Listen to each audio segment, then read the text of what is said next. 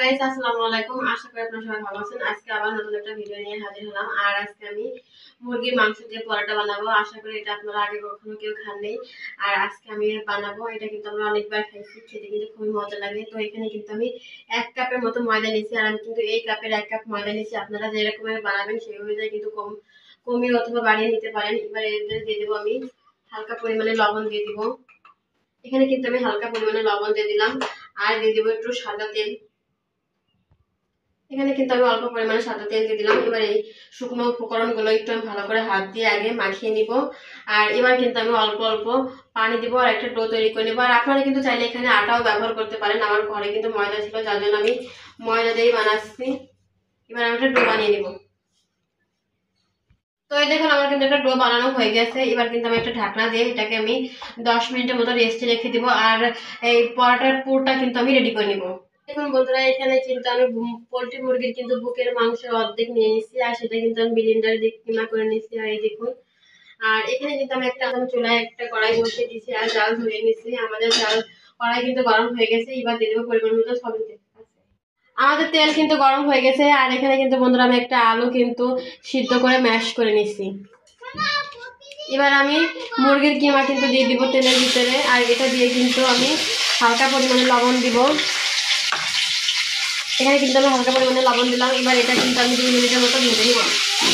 কিন্তু বন্ধুরা দেখুন 2 মিনিটের মতো ভেজে নিচ্ছি। আর এবার এর ভিতরে দিয়ে দেবো 1/2 চামচের মতো কিন্তু রসুন আর পেঁয়াজ বাটা দিয়ে দিলাম। আর এখানে কিন্তু আমি 1/2 চামচের মতো দিয়ে দিব আদা বাটা। আর দিয়ে দেবো হালকা পরিমাণে হলুদের গুঁড়া। আর দিয়ে দেবো 1/2 চামচেরও কিন্তু কম দিয়ে দিব জিরের গুঁড়া। আর দিয়ে দেবো 1/2 চামচের মতো মরিচের গুঁড়া। এবার এগুলো দেবো আর আমি একটু ভালো করে সবকিছু মুরগির মাংসের সাথে কিন্তু মিশিয়ে নিব।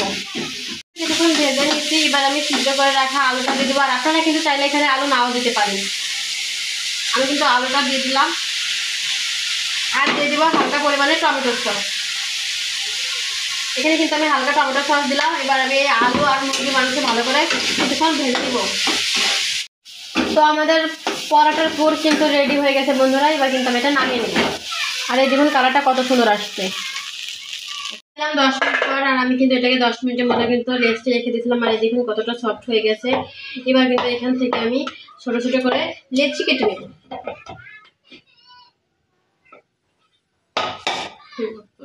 আমি কিন্তু লেচি কেটে নিয়েছি। আমার কিন্তু মাত্র 4টা হয়েছে। এবার কিন্তু আমি হাতে একটু তেল মাখিয়ে নিচ্ছি। আর এবার কিন্তু এইভাবে আমি একটু রুটিটাকে গোল করে নিব। এবার এর ভিতরে কিন্তু আমি ভেজে রাখা পুরটা দিয়ে দিব। এখান থেকে কিন্তু আমি বেশি করে পুর দিব, তাহলে কিন্তু খেতে অনেক মজা লাগে বন্ধুরা। আমি কিন্তু বেশি বেশি করে পুর দিয়ে দিচ্ছি। দেখুন একদম ভরে ভরে। এবার কিন্তু আমি চারপাশে এইভাবে মুখটা আটকে দেব, যাতে কোনো পাশে বের না হয়ে যায়।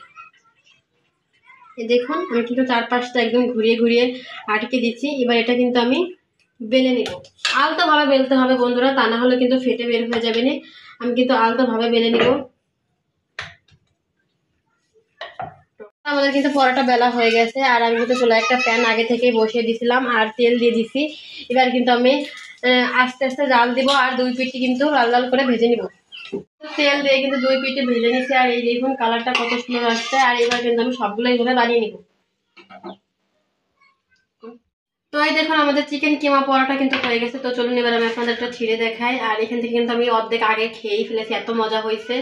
তো চলুন আপনাদের একটু ভেঙে দেখাই। এই দেখুন ভিতরটা শুধু খালি চিকেন কিমা। আর খেতে কিন্তু খুবই মজা হয়েছে বন্ধুরা। এইভাবে চাইলে কিন্তু আপনারা খেতে পারেন বানিয়ে। আর বাচ্চারাও কিন্তু বানিয়ে দিলে অনেক পছন্দ করবে। আর খেতে কিন্তু খুবই মজা হয়েছে, যে আমি চুলার পাড় থেকেই খেয়ে ফেলছি। আর ভিডিওটা কেমন লাগছে অবশ্যই কিন্তু কমেন্টে জানাবেন। ভালো লাগলে like comment share and subscribe করুন। ভালো থাকবেন, আল্লাহ হাফেজ।